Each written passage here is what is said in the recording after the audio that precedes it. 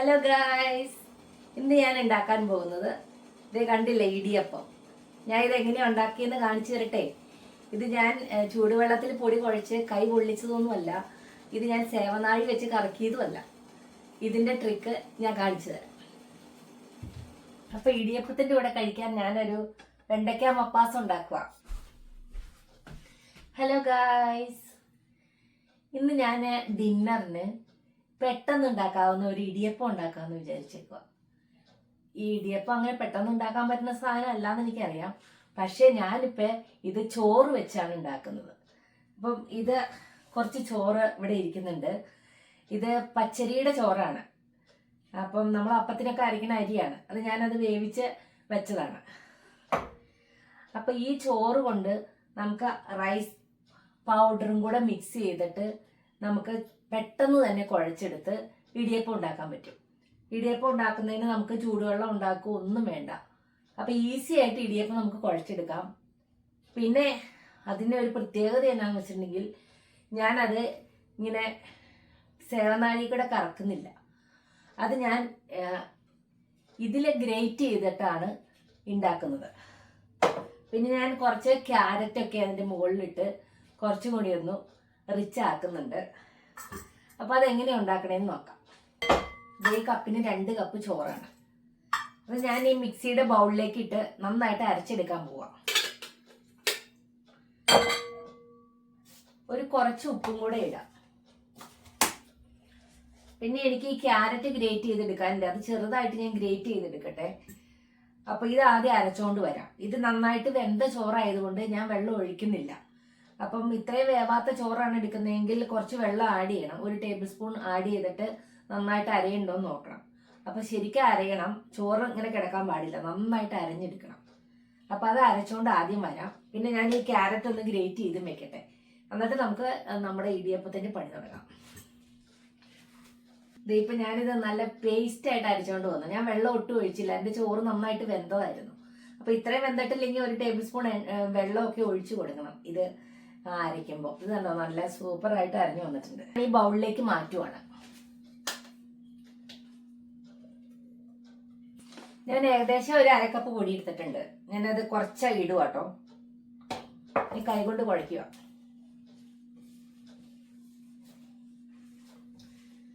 അപ്പൊ ഇതിന്റെ പാകം നോക്കിയിട്ട് കുറച്ച് പൊടി കൂടി ഇട്ട് കൊടുക്കണം. എന്നിട്ട് ഇടിയപ്പത്തിന്റെ പരുവത്തിലാക്കി എടുക്കണം. അപ്പൊ അതായത് ഞാൻ നന്നായിട്ട് കുഴച്ചെടുത്തിട്ടുണ്ട്. 2 കപ്പ് ചോറ് മിക്സിയിൽ നന്നായിട്ട് അരയ്ക്കുക. 1 കപ്പ് ഇടിയപ്പത്തിന്റെ പൊടി ഇടുക, കുഴയ്ക്കുക. കുഴച്ചിട്ട് അത് പാകം അല്ലെങ്കിൽ 1/2 കപ്പും കൂടി പൊടി ഇട്ടിട്ട് കുഴച്ച് നമ്മൾ കയ്യിൽ കുറച്ച് ഓയിൽ ഇങ്ങനെ ആക്കിയിട്ട് വേണം നന്നായിട്ട് ഇത് കുഴച്ചെടുക്കാൻ. ഇത് കുഴച്ചത് നല്ല സൂപ്പറായിട്ട് എനിക്ക് കിട്ടിയിട്ടുണ്ട്. അപ്പൊ അത് കുഴയ്ക്കുമ്പോൾ കുറച്ച് ഓയിൽ കയ്യിൽ തടവിയിട്ട് വേണം ഒന്ന രീതിയിൽ കുഴച്ചെടുക്കാനായിട്ട്. അപ്പൊ ഇനി ഇതിനെ ചെറിയ ബോളുകളാക്കി വെക്കാൻ പോവാ ഞാൻ. ഇങ്ങനെ ഓരോ ചെറിയ ബോളുകളായിട്ട് നമുക്ക് മാറ്റാം. പിന്നെ അതേ ഞാൻ ക്യാരറ്റ് ഗ്രേറ്റ് ചെയ്ത് കൊണ്ടിട്ടുണ്ട്. ഏകദേശം ഒരേ വലിപ്പത്തിലുള്ള ബോളുകൾ. അപ്പൊ ഇത് എനിക്ക് 2 കപ്പ് ചോറും ഏകദേശം 1.5 കപ്പ് ഇടിയപ്പത്തിന്റെ പൊടിയുമാണ് എടുത്തത്. അപ്പൊ അതിന്റെ ചില ചോറൊക്കെ നമ്മൾ അരയ്ക്കുമ്പം നനവ് കൂടുതലാണെങ്കിൽ ഇടിയപ്പത്തിന്റെ പൊടി കൂടുതൽ ആവശ്യപ്പെടും. അത് നമ്മുടെ ആവശ്യാനുസരണം നമ്മൾ മിക്സ് ചെയ്തെടുക്കുമ്പോൾ ശ്രദ്ധിച്ചാൽ മതി. അപ്പൊ സംഗതികളൊക്കെ റെഡിയായത് ഞാൻ സ്റ്റീമർ ഇവിടെ വെച്ചിട്ടുണ്ട്. തീ ഓൺ ചെയ്തിട്ടുണ്ട്. ഈ പാത്രത്തിലാണ് ഇടിയപ്പം ഉണ്ടാക്കുന്നത്. പാത്രം എടുക്കുക, എണ്ണ സ്പ്രേ ചെയ്യുക, നമ്മുടെ ഗ്രേറ്റ് ചെയ്യുന്ന സാധനം എടുക്കുക, ബോൾ എടുക്കുക. അതിന്റെ ചെറിയ ഗ്രേറ്ററിലാണ് ഗ്രേറ്റ് ചെയ്യേണ്ടത്.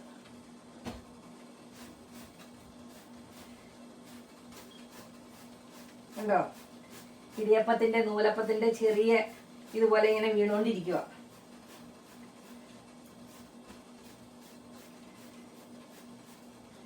ഒരു ബോൾ ഫുള്ള് ഇങ്ങനെ ഗ്രേറ്റ് ചെയ്തെടുക്കുക.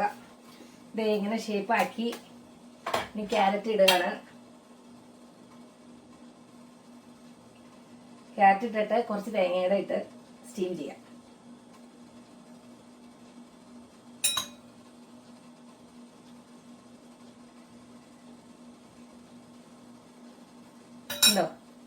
ഇത് സ്റ്റീം ചെയ്തെടുത്താൽ മതിയല്ലോ. അപ്പോൾ ഇത് വെന്തിട്ടുണ്ട്. ഞാൻ എടുത്ത് കാണിച്ചു തരാം. നന്നായിട്ട് വെന്തു. അപ്പോൾ നമ്മൾ തീ അങ്ങ് ഓഫ് ചെയ്തിട്ട് ഇത് എടുക്കാൻ പോവാം.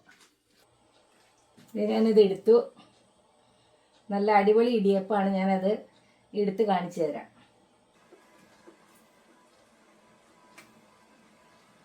കണ്ടോ എന്ത് നല്ല ഇടിയപ്പാന്ന് നോക്കി. ഇപ്പം ഇതാണ് ചൂടുവെള്ളത്തിലൊന്നും കുഴച്ച് കൈയൊന്നും പൊള്ളിക്കാത്ത ഈസി ആയിട്ടുള്ള ഇടിയപ്പം. സേവനാഴിയിൽ കറക്കാത്ത ഇടിയപ്പം. ഇതെങ്ങനെ എല്ലാവരും ഒന്ന് ട്രൈ ചെയ്ത് നോക്കണം കേട്ടോ. ഇടിയപ്പത്തിൻ്റെ കൂടെ കഴിക്കാൻ ഞാനൊരു വെണ്ടയ്ക്ക മപ്പാസ് ഉണ്ടാക്കുക. അപ്പം ആദ്യം തന്നെ വെളിച്ചെണ്ണ ചൂടാക്കി കടുകിട്ട് പൊട്ടിക്കുക.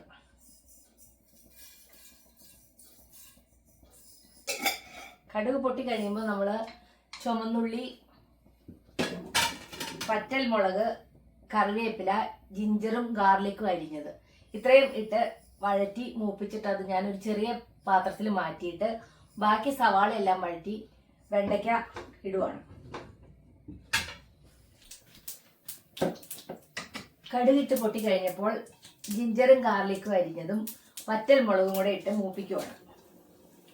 കറിവേപ്പിലയും പിന്നെ ഞാൻ കുറച്ച് ചുമന്നുള്ളി അരിഞ്ഞു വെച്ചിട്ടുണ്ട്, അത് ഇടുവാണ്. ഇത് നമ്മൾ ആദ്യമേ തന്നെ മൂപ്പിച്ച് എടുത്ത് ഒരു പാത്രത്തിൽ മാറ്റി വയ്ക്കും. അതിനുശേഷം അവസാനമാണ് ഇത് കറിയിലേക്ക് ചേർക്കുന്നത്. ഈ കടുക് വറക്കാനുള്ളതെല്ലാം മൂത്ത് കഴിഞ്ഞ് ഞാനത് ഒരു പ്ലേറ്റിലേക്ക് മാറ്റുവാണ്. ഇനി ഇതിലേക്ക് ഞാൻ ആ എണ്ണയിലേക്ക് തന്നെ വെണ്ടയ്ക്ക ഇട്ടിട്ട് ഒന്ന് ചെറുതായിട്ട് ഫ്രൈ ചെയ്തെടുക്കുവാണ്. ഇതിങ്ങനെ ചെറുതായിട്ടൊന്ന് ഫ്രൈ ചെയ്ത് മാറ്റിയതിന് ശേഷം നമ്മൾ സവാളയൊക്കെ ഇട്ട് വഴറ്റി തേങ്ങാപ്പാലൊക്കെ ഒഴിച്ച് നല്ലൊരു വെണ്ടയ്ക്ക മപ്പാസാണ് ഉണ്ടാക്കുന്നത്. നമ്മുടെ വെണ്ടയ്ക്ക ചെറുതായിട്ടൊന്ന് ഫ്രൈ ചെയ്തെടുക്കുവാണ്.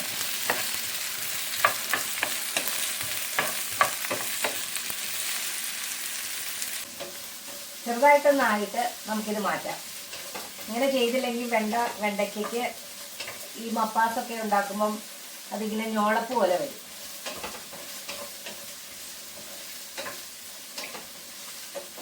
ഈ എണ്ണയിൽ കിടന്നൊന്ന് ചൂടായപ്പോൾ വെണ്ടയ്ക്കയുടെ പച്ച കളർ ഒന്നുകൂടെ കൂടുതലായി. ഇത് കണ്ടോ, നല്ല പച്ച കളറായി. ഇത് ഞാനൊരു പ്ലേറ്റിലേക്ക് മാറ്റാൻ പോവാം.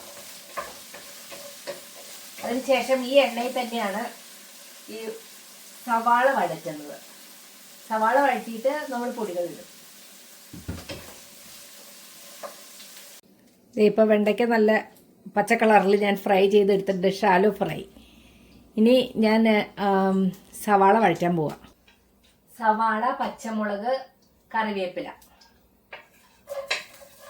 ഒരു ജിഞ്ചറിൻ്റെ ചെറിയ പീസും ഗാർലിക്ക് ഒരു എണ്ണവും നീളത്തിലരിഞ്ഞത്. ഇത് വഴറ്റുവാണ്.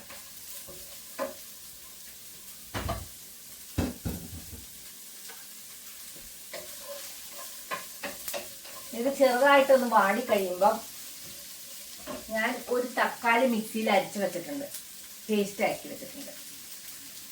അതും പൊടികളും ഇട്ട് ഇളക്കണം. സവാള ഒന്ന് വാടി വന്നു. അപ്പോൾ അതിലേക്ക് നമ്മൾ ഒരു ടേബിൾ സ്പൂൺ മല്ലിപ്പൊടി ഇട്ടു, ഒരു അര ടീസ്പൂൺ മുളക് പൊടി, അര ടീസ്പൂൺ മഞ്ഞൾപ്പൊടി, പിന്നെ കുറച്ച് ഗരം മസാല, ഒരു ടീസ്പൂൺ ഉപ്പ്. ഇത്രയും സാധനങ്ങൾ ഇട്ടിട്ട് ഇളക്കുവാണ്. മുളക് പൊടി കുറച്ചേ ഇടുകയുള്ളൂ, മല്ലിപ്പൊടിയാണ് ഇതിന് കൂടുതലിടുന്നത്. ഇപ്പം ഇത് ഒന്ന് മൂത്ത് വരാൻ തുടങ്ങുമ്പോഴത്തേക്കും നമ്മുടെ തക്കാളി പേസ്റ്റ് ഇടുക.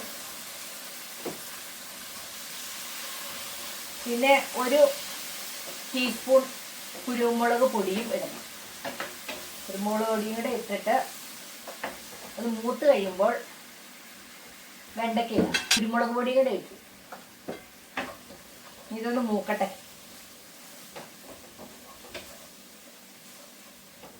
എല്ലായിടത്തും ആയിട്ടുണ്ട്. വെണ്ടയ്ക്കയുടെ അരപ്പ് എല്ലായിടത്തും പിടിച്ചിട്ടുണ്ട്. ഇനി ഇത് അടച്ചു വയ്ക്കാം.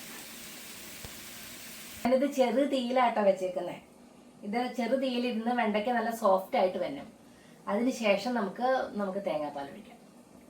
അപ്പോൾ അതേ നമ്മുടെ വെണ്ടയ്ക്ക നല്ല സോഫ്റ്റ് ആയിട്ട് വെന്തു. ഇനി ഞാനിതിലേക്ക് തേങ്ങാപ്പാൽ ഒഴിക്കാൻ പോവാം. തേങ്ങാപ്പാൽ ഇവിടെ റെഡിയാണ്. നന്നായിട്ട് ഇളക്കിയിട്ട് തേങ്ങാപ്പാൽ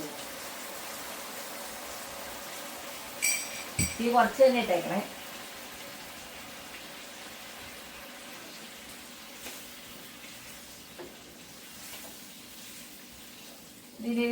ഇതിൻ്റെ അകത്ത് ഇരുന്ന് ചെറുതായിട്ടൊന്ന് തിളച്ചു വരണം. ഒത്തിരി വെട്ടി തിളയ്ക്കണ്ട. സൈഡൊക്കെ ഒന്ന് ചെറുതായിട്ടൊന്ന് തിളച്ചു വരുമ്പോൾ ഇതിലേക്ക് കടുക് വറുത്തിടാം. തേങ്ങാപ്പാൽ ഒഴിച്ചു ഇത് ചെറുതായിട്ട് ഇങ്ങനെ സൈഡൊക്കെ തിളച്ച് വരുന്നുണ്ട്. ഇനി ഞാൻ കുറച്ച് മല്ലിയില ഇടുന്നുണ്ട്. പിന്നെ കടുക് താളിച്ചതും ഇടുന്നുണ്ട്. മല്ലിയില അരിഞ്ഞു വെച്ചിട്ടുണ്ട്, അത് ഇട്ടാൽ നല്ലൊരു ടേസ്റ്റ് അല്ലേ. എനിക്ക് മല്ലിയിലയുടെ ടേസ്റ്റ് നല്ല ഇഷ്ടം.